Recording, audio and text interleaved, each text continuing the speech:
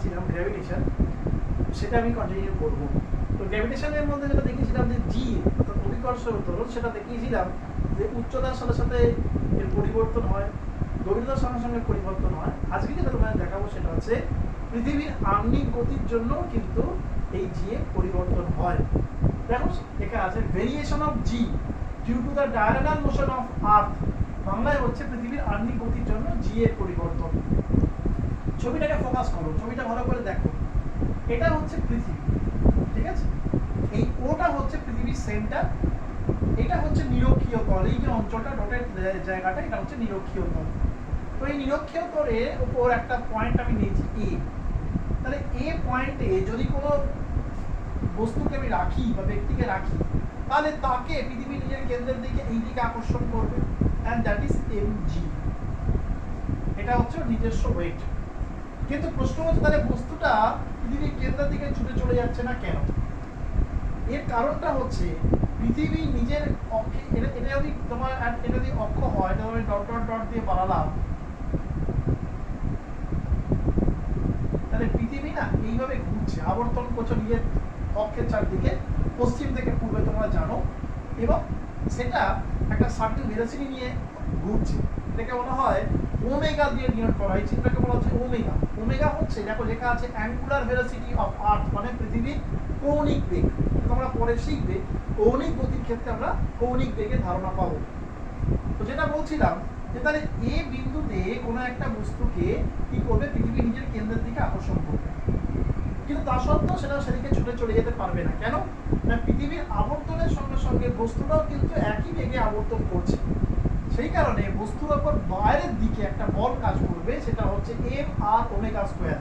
এটাকে আমরা বলি হচ্ছে অপকেন্দ্র বল। এই ফর্মুলাটা কোথেকে এলো সেটা তোমাদের সিলেবাসে আছে, যখন আমরা বৃত্তীয় গতি আলোচনা করব তখন এটা আমি বলে দেবো কিভাবে এলো। এখন শুধু ফর্মুলাটা জেনে রেখে দাও, এটা হচ্ছে অপকেন্দ্র বল এম আর ওমেগা স্কোয়ার। তাহলে এই এমজি এবং এম আর ওমেগা স্কোয়ার এরা পরস্পর সমান এবং বিপরীতমুখী হওয়ার জন্য বস্তুটা ওই জায়গায় দাঁড়িয়েই তার ওজনটাকে সে অনুভব করবে। এবার মনে করো বস্তুটা এখন এ থেকে বি পয়েন্টে এসে হাজির হয়েছে, তাহলে বি পয়েন্টে বস্তুটাকে পৃথিবী নিজের কেন্দ্রের দিকে টানবে, আকর্ষণ করবে, এটা হচ্ছে এমজি, এই দিকে টানবে। হলো বেশ। এবারে এখন কিন্তু এই বস্তুটা বি পয়েন্টে যে বস্তুটা আছে ভালো করে দেখবে, সেটা কিন্তু এই তল বরাবর, এই যে ডটেড লাইনটা দেখছো, এই তল বরাবর এইভাবে আবর্তন করছে। তাহলে এই তল বরাবর যদি সেটা আবর্তন করে, তাহলে তার জন্য ওই আবর্তনের জন্য বাইরের দিকে যে বলটা কাজ করবে অপকেন্দ্র বল, সেটা হচ্ছে এম স্মল আর ওমেগা স্কোয়ার, যেখানে স্মল আরটা হচ্ছে সিবি, অর্থাৎ সি থেকে বি এর এই দূরত্বটা, এটা কিন্তু ভেরিয়েবল মানে পরিবর্তনশীল দূরত্ব। এটা বাইরের দিকে অপকেন্দ্র বলটা কাজ করছে। অপকেন্দ্র বলের ইংরেজি হচ্ছে সেন্ট্রিফুগাল ফোর্স, ঠিক আছে? তাহলে এবার একটা জিনিস দেখো, যখন বস্তুটা এ থেকে বিতে গেল, তখন পৃথিবীর কেন্দ্রে একটা কোণ তৈরি হলো, সেটা হচ্ছে থিটা। থিটা হচ্ছে ল্যাটিটিউড বা অক্ষাংশ। এবার অঙ্কটা ভালো করে বুঝবি, যদি এই কোণটা থিটা হয়, এই যে মার্ক করা জায়গাটা, এই কোণটা যদি থিটা হয়ে থাকে, তাহলে এই কোণটা হবে হচ্ছে থিটা। এই দেখো এইটা, এটা হচ্ছে একান্তর কোণ হলো। আবার এই কোণটা যদি থিটা হয়, ঠিক তার উল্টো দিকে এই কোণটা হবে থিটা, সেটা হচ্ছে বিপ্রতীপ কোণ, ঠিক আছে? তাহলে ভালো করে দেখো, ভেক্টরের নিয়ম অনুসারে আমি বলতে পারি যে এই যে বলটা কাজ করছে এম স্মল আর ওমেগা স্কোয়ার, এটাই যেন এই বাইরের সরলরেখাটার সঙ্গে থিটা কোণ উৎপন্ন করেছে। এবং ভেক্টরের নিয়ম অনুসারে এই দিক বরাবর, অর্থাৎ বাইরের দিক বরাবর এম আর ওমেগা স্কোয়ারের যে কম্পোনেন্ট বা উপাংশ, সেটা হচ্ছে M r omega square cos theta. আমি তোমাদের শিখিয়েছিলাম যে কোনো একটা ভেক্টর যে সরলরেখা বরাবর কোণটা করে, সেই দিক বরাবর তার কস কম্পোনেন্ট হয়। তাহলে যেহেতু এইরকম রেখা বরাবর কোণটা করেছে, তাই হলো এর কম্পোনেন্টটা হচ্ছে M r omega square cos theta. তাহলে ভালো করে দেখবে বি পয়েন্টে বস্তুর উপর দুটো ফোর্স কাজ করছে, নিচের দিকে কাজ করছে হচ্ছে এমজি, আর বাইরের দিকে কাজ করছে m r omega square cos theta. তাহলে রেজাল্টেন্ট ফোর্স কত, অর্থাৎ লব্ধি ওজনটা কত? therefore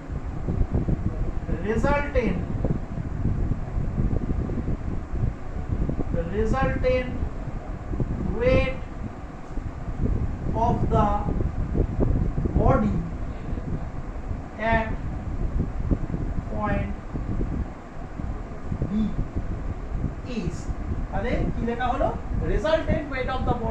পয়েন্ট বি ইজ, অর্থাৎ বি বিন্দুতে বস্তুর লব্ধি ওজন, সেটা ধরে নাও W that equal to mg minus m small r omega square cos theta. কারণ যেহেতু এটা বিপরীতমুখী তাই লব্ধিটা মাইনাস করে বের করবে। প্রশ্ন হতে পারে স্যার mgটাকে আগে দিলেন কেন, এটাকে দিতে পারতেন না, mgটা সবসময় এটার থেকে বড়। কারণ যদি কোনো কারণে এই বলটা বেশি হয় তাহলে বস্তু ভিতর দিকে না এসে বাইরের দিকে ছিটকে বেরিয়ে চলে যাবে, সেটা বাস্তবে কখনো সম্ভবপর নয়। কারণ যে কোনো বস্তু যখনই সবসময় পৃথিবীর কেন্দ্রের দিকে যাওয়ার চেষ্টা করে, বাইরের দিকে যেতে পারে না, তাই জন্য এই বলটা সব থেকে মানে এই বলটা কিন্তু এটা থেকে বেশি, ঠিক আছে। এবার দেখো তাহলে W ইকুয়াল টু, আমি যদি এটা কমন নিই এমটা, পুরো থাকবে g r omega square cos theta. This is equation 1। এবার এই স্মল আরটা হচ্ছে ভেরিয়েবল। কেন ভেরিয়েবল? কারণ এই ডিসটেন্সটা মান হচ্ছে স্মল আর, বস্তুটা যদি এইরকম জায়গায় থাকে তাহলে কিন্তু আরটা চেঞ্জ হয়ে যাবে, অর্থাৎ স্মল আরটা হচ্ছে ভেরিয়েবল। তাহলে আমি রিপ্লেস কি করে করব? দেখো ফ্রম ট্রায়াঙ্গেল, একটা ট্রায়াঙ্গেল দেখা যাচ্ছে, নাম হচ্ছে OBC। OBC উই গেট, এই OBC থেকে আমরা দেখতে পারি cos theta is equals to হচ্ছে ভূমি বাই অতিভুজ। তাহলে ভূমিটা কোনটা? ভূমি হচ্ছে স্মল আর, অতিভুজটা কোনটা? এই বড়টা। আচ্ছা আরেকটু স্পেসিফিক করে দিয়েছি, ভূমি মানে হচ্ছে CB, অতিভুজ মানে হচ্ছে OB। তাহলে cos theta is equals to হচ্ছে CB মানে হচ্ছে স্মল আর, আর OB মানে হচ্ছে ক্যাপিটাল আর। ক্যাপিটাল আরটা হচ্ছে পৃথিবীর ব্যাসার্ধ। তাহলে স্মল আর মানে কত? না capital R into cos theta, এখানে বসিয়ে দেবো। তাহলে কি পাবো? না W ইকুয়ালস টু mg, পুরোটাই কমন নিয়ে নিলাম জিটা, 1 মাইনাস, ভালো করে দেখো স্মল আর এর জায়গায় বসাবো হচ্ছে ক্যাপিটাল আর cos থিটা, তাহলে পুরো থাকবে capital R omega square cos square theta by g। এইটা হচ্ছে এফেক্টিভ ওয়েট, এটা হচ্ছে এফেক্টিভ ওয়েট, ঠিক আছে। ভালো করে দেখে নাও, এটা একটু মুছে দেবো আমি, ভালো করে দেখে নাও জিনিসটা। এটা হচ্ছে এফেক্টিভ ওয়েট, ঠিক আছে। এইবার দেখো আমি এটা মুছে দিচ্ছি, লাস্ট লাইনটা আমি আরেকবার কপি করছি। W ইকুয়ালস টু হচ্ছে mg 1 minus r omega square cos square theta by g। এই জায়গাটা আমি আরেকবার কপি করলাম, দেখো এবার কি হলো। এবার W এর জায়গায় লিখবো আমি mg ড্যাশ, W মানে তো ওজন, ওজনটাকে আমরা লিখছি mg dash is equals to mg 1 minus r omega square cos square theta by g। g কেটে কেটে গেল, তাহলে g dash equal to g 1 minus r omega square cos theta by g। This is the final equation. পরিষ্কার বোঝা যাচ্ছে যে এখানে দেখো সবকটা কনস্ট্যান্ট, খালি থিটাটা ছাড়া। থিটা হচ্ছে অক্ষাংশ, এখানে সবকটা কনস্ট্যান্ট স্কয়ার হবে এখানে না, সবকটা কনস্ট্যান্ট একমাত্র থিটাটা ছাড়া। থিটাটা হচ্ছে অক্ষাংশ, এটা থিটা পাল্টে পাল্টে গেলে কি হবে, তোমার g ড্যাশের ভ্যালুটাও চেঞ্জ হয়ে যাবে। দেখো case 1, if theta equal to 0 degree, থিটার মান যদি 0 ডিগ্রি হয় সেটা কোথায়? সেটা হচ্ছে নিরক্ষীয় অঞ্চলে, অর্থাৎ at ইকুয়েটর, অর্থাৎ নিরক্ষীয় অঞ্চলে। cos 0 ভ্যালুটা হবে 1, তাহলে g ড্যাশ ইকুয়াল টু হবে g minus g into 1 minus r omega square by g, অর্থাৎ g এর পরিবর্তনটা হবে ম্যাক্সিমাম, g এর পরিবর্তনটা হচ্ছে ম্যাক্সিমাম, মানে ম্যাক্সিমাম হ্রাস পাবে এটা, ঠিক আছে। আর case 2, if theta equal to 90 degree, 90 degree মানে কোথায়? at pole, মেরুতে, g dash equal to হবে g, কারণ এই পার্টটা শূন্য হয়ে যাবে বিকজ cos 90 equal to 0। অর্থাৎ মেরুতে, একদম মেরু বিন্দুতে কোনো বস্তুর প্রকৃত ওজন পাওয়া যায়, মেরু বিন্দুতে কোনো বস্তুর প্রকৃত ওজন পাওয়া যায়। সেখান থেকে তুমি যত নিরক্ষীয় অঞ্চল দিকে যাবে ওজন ক্রমশ কমতে থাকবে, কমতে কমতে নিরক্ষীয় অঞ্চলে ওজনের হ্রাসটা ম্যাক্সিমাম হবে, কারণ cos থিটার ম্যাক্সিমাম ভ্যালুটা পাওয়া যায় হচ্ছে 0 ডিগ্রিতে। ঠিক আছে, তো এইটা হচ্ছে বিষয়বস্তু, ভালো করে এটা দেখে নাও।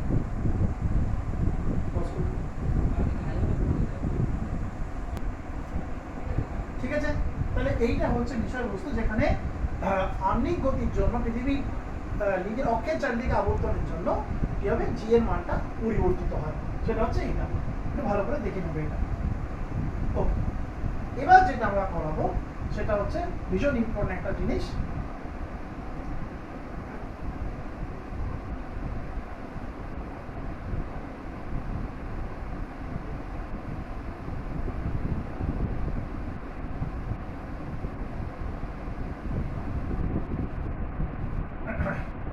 সেটা হচ্ছে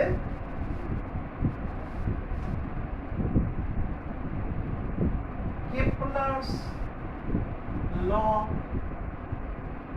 of planetary motion. Kepler's law of planetary motion অর্থাৎ গ্রহ সম্পর্কিত কেপলারের সূত্রাবলী, এটা আমাদের আছে সিলেবাসে। ভালো করে শোনো, এই বিষয়টা বলি। মহাকাশ নিয়ে বা সৌরজগৎ নিয়ে বিজ্ঞানীদের চিন্তা ভাবনা অনেক দিনের। তোমরা কোপারনিকাসের কথা শুনেছো, তোমরা গ্যালিলিও গ্যালিলির কথা শুনেছো। এদের যে মতবাদ ছিল, তাদের বলা ছিল যে এই সৌরজগতের যে কেন্দ্র, তাতে কিন্তু সূর্যই রয়েছে এবং সূর্যকে ঘিরে বিভিন্ন গ্রহগুলো আবর্তন করছে। কিন্তু পরবর্তীকালে জোহানস কেপলার এই মতবাদের উপর ভিত্তি করে আরো দৃঢ়ভাবে কতগুলো 3টে সূত্র প্রধানত তিনি দেন। তো সেই সূত্রগুলো আমরা আলোচনা করব। প্রথম যে সূত্রটা বলছে 1 নম্বর সূত্র, সেটা হচ্ছে, তার আগে এই একটা ছবি এঁকে নেই।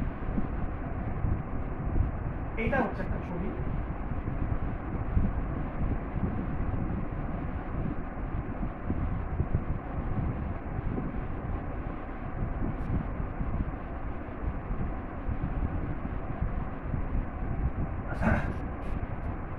বলছে, ভালো করে শুনলে সূত্রটা, সূর্যকে ঘিরে বিভিন্ন গ্রহগুলো একটা উপবৃত্তাকার কক্ষপথে, এই যে কক্ষপথ, এটা হচ্ছে একটা উপবৃত্তাকার কক্ষপথ, ইলিপ্টিক্যাল অরবিট। সূর্যকে ঘিরে বিভিন্ন গ্রহগুলো একটা উপবৃত্তাকার কক্ষপথে আবর্তন করছে, যে কক্ষপথের ফোকাসে সূর্য অবস্থান করে। এটা হচ্ছে সূর্য, এটা হচ্ছে পৃথিবী। পৃথিবী বা যে কোনো প্ল্যানেট, তারা সূর্যকে কেন্দ্র করে তার ইলিপ্টিক্যাল অরবিট আবর্তন করছে। ইলিপ্টিক্যাল অরবিট মানে হচ্ছে উপবৃত্তাকার কক্ষপথে আবর্তন করছে, যার ফোকাসে সূর্য অবস্থান করে। এটা হচ্ছে ফার্স্ট স্টেটমেন্ট। সেকেন্ড স্টেটমেন্ট হচ্ছে, সূর্যের কেন্দ্র এবং গ্রহের যে কেন্দ্র, দুটোকে যোগ করলে একটা আমি সরলরেখা পাবো। সূর্যের কেন্দ্র হলো C1, গ্রহের কেন্দ্র হলো হচ্ছে C2। এই সূর্যের কেন্দ্র এবং গ্রহের কেন্দ্র যোগ করলে আমি একটা সরলরেখা পাবো। এই সরলরেখাটাকে বলা হয় C1 C2 কে আমরা বলি হচ্ছে R। এই R মানে হচ্ছে রেডিয়াস ভেক্টর। রেডিয়াস ভেক্টর বাংলায় বলে হচ্ছে দূরক, দৈর্ঘ্য রক। ঠিক আছে, রেডিয়াস ভেক্টর বা দূরক। বলছে, দেখো গ্রহগুলো তো স্থির না, ওরা কিন্তু নির্দিষ্ট সময় অন্তর ওদের পজিশনগুলো চেঞ্জ করে। তো বলছে যে সূর্য এবং গ্রহের কেন্দ্রগামী বা কেন্দ্র সংযোগকারী সরলরেখা বা দূরক সমান সময়ের ব্যবধানে সমান ক্ষেত্রফল অতিক্রম করে। সমান সময়ের ব্যবধানে সমান ক্ষেত্রফল অতিক্রম করে। অনেকে কিন্তু লিখে ফেলে সমান সময়ের ব্যবধানে সমান দূরত্ব অতিক্রম করে, তা কিন্তু নয়।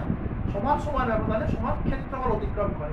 বিষয়টা হচ্ছে এরকম, মনে করো এটা কোনো একটা মোমেন্টে এ পয়েন্টে আছে, টি সময় পর সেটা মনে করো চলে গেল হচ্ছে বি পয়েন্টে, আবার পরবর্তী টি সময় পর চলে গেল মনে করো সি পয়েন্টে।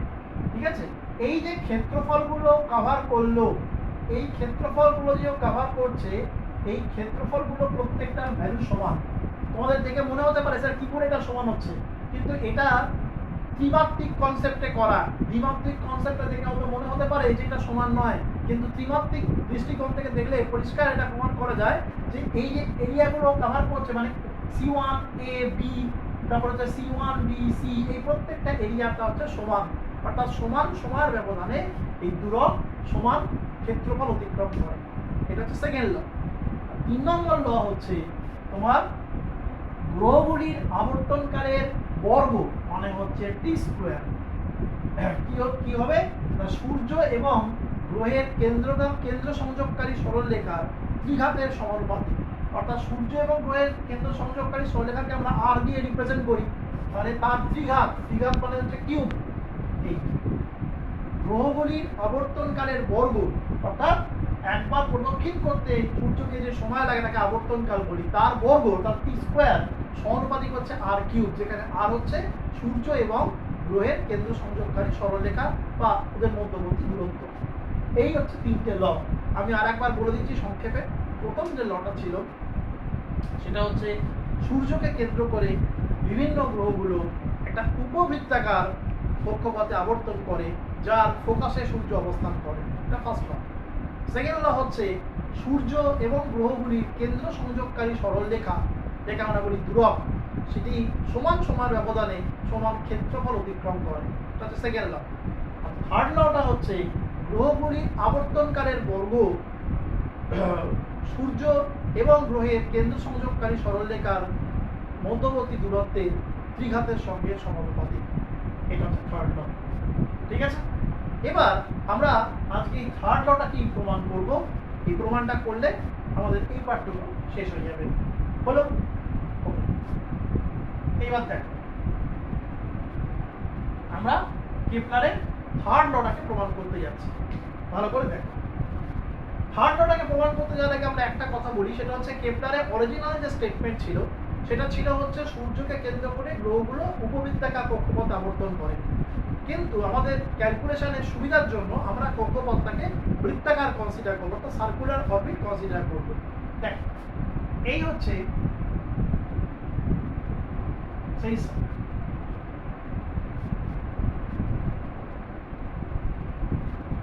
এটা হচ্ছে সার্কুলার অরবিট।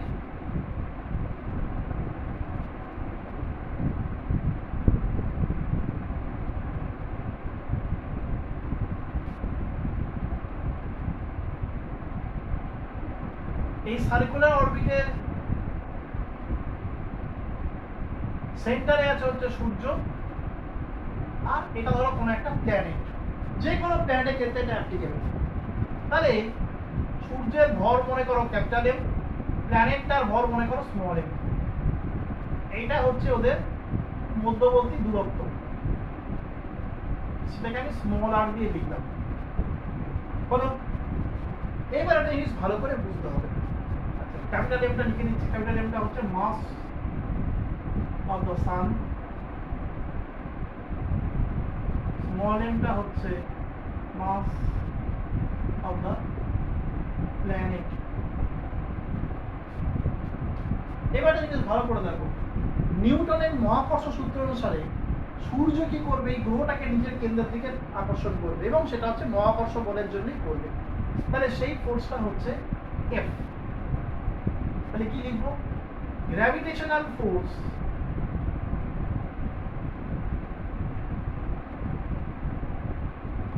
অ্যাক্টিং বিটুইন কে সংক্ষেপে B/W কে, হ্যাঁ, between the San and the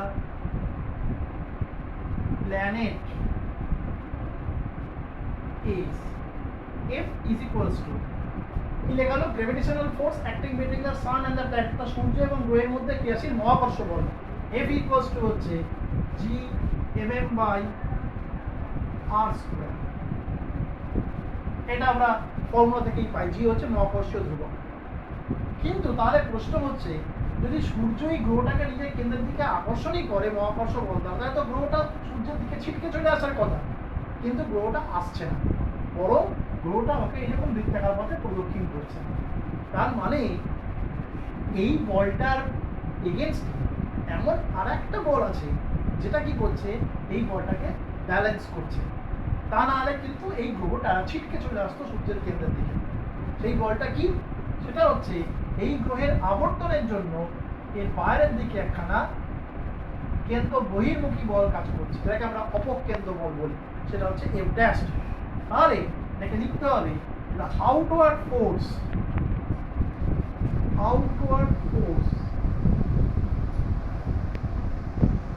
acting on the planet is the outward force acting on the planet, যে প্ল্যানেটের ওপর বা গ্রহের ওপর যে বহির্মুখী বলটা কাজ করছে, এটা কিন্তু প্ল্যানেটের ওপর কাজ করছে। তো সেটা কত? f dash equals to হচ্ছে m v square by r, এটা ফর্মুলা আছে। ভিটা হচ্ছে অরবিটাল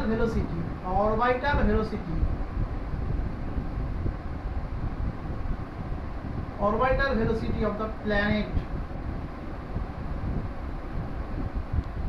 ভিটাকে বলা হয় orbital velocity of the planet. Orbital velocity Bangla হচ্ছে কক্ষীয় বেগ। অরবিট মানে কক্ষপথ, সেখান থেকে এসছে কক্ষীয় বেগ হলো। তাহলে হিসেব মতো এই দুটো বল হচ্ছে পরস্পর সমান এবং বিপরীত। কিরকম সংক্ষেপে বুঝিয়ে দিই। যদি এই বলটা বেশি হতো তাহলে গ্রহটা ছিটকে চলে আসতো সূর্যের দিকে, সেটা আসছে না। যদি এই বলটা বেশি হয় তাহলে গ্রহটা বাইরের দিকে ছিটকে চলে যাবে, সেটাও হচ্ছে না। তার মানে এই দুটো বল হচ্ছে পরস্পর সমান এবং বিপরীত। তাহলে তাই যদি হয়ে থাকে আমরা লিখতে পারি mv square by r equal to gmm by r square. তাহলে v square is equals to gm by r, equation number 3 হলো।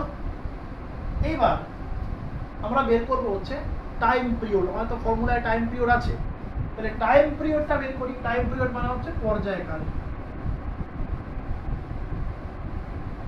Time period of the planet, গ্রহের পর্যায়কাল বা আবর্তনকাল। সেটা কত? এর ফর্মুলা হচ্ছে t equal to 2 pi r by v। t equal to 2 pi r by v কি করে পেলাম? 2 পাই r হচ্ছে একবার ঘুরে আসতে যে পথটা অতিক্রম করে, দূরত্বকে ভেলোসিটি দিয়ে ভাগ করলেই সময় পাওয়া যায়, ঠিক আছে? তাহলে t স্কয়ার মানে হচ্ছে 4 pi r square by v square. t square কেন করলাম? কারণ ফর্মুলাতে আমাদের t স্কয়ার আছে, তাই t স্কয়ার করলাম। তাহলে t square is equals to 4 pi r cube by gm। এই যে v স্কয়ারের ভ্যালুটা এখানে বসিয়ে দিলাম, বসাতেই এটা আসবে 4 pi r cube by gm, মানে তলায় একটা r ছিল সেটা উপরে উঠে গিয়ে r কিউব হয়ে যাবে। এবার তাকাও ভালো করে, এই 4 পাই আর gm এটা হচ্ছে কনস্ট্যান্ট। 4 পাই তো কনস্ট্যান্ট, g হচ্ছে মহাকর্ষীয় ধ্রুবক, সেটা কনস্ট্যান্ট, m হচ্ছে সূর্যের ভর, সেটাও কনস্ট্যান্ট। তাহলে আমরা লিখতে পারি t square proportional to r cube. এটা হচ্ছে k প্লাস থার্ড টার্ম। দেখে নাও, আজকের মতো এখানেই আমরা শেষ করব। পরের দিনকে এইটার উপর ভিত্তি করে যেটা আমরা যাবো সেটা হচ্ছে আর্টিফিশিয়াল স্যাটেলাইট, কৃত্রিম উপগ্রহ। সেই কৃত্রিম উপগ্রহের প্রদক্ষিণকাল, তার অরবিটাল ভেলোসিটি, এক্সপ্রেশন কি হয়, কত রকমের কৃত্রিম উপগ্রহ হয়, সেগুলো আমরা আলোচনা করবো হচ্ছে আগামী দিনকে। আজকে এইটুকুই থাকবে, এটা একবার ভালো করে দেখে নাও। এই প্রমাণটা কিন্তু আমাদের সিলেবাসে আছে এবং দেয়ও।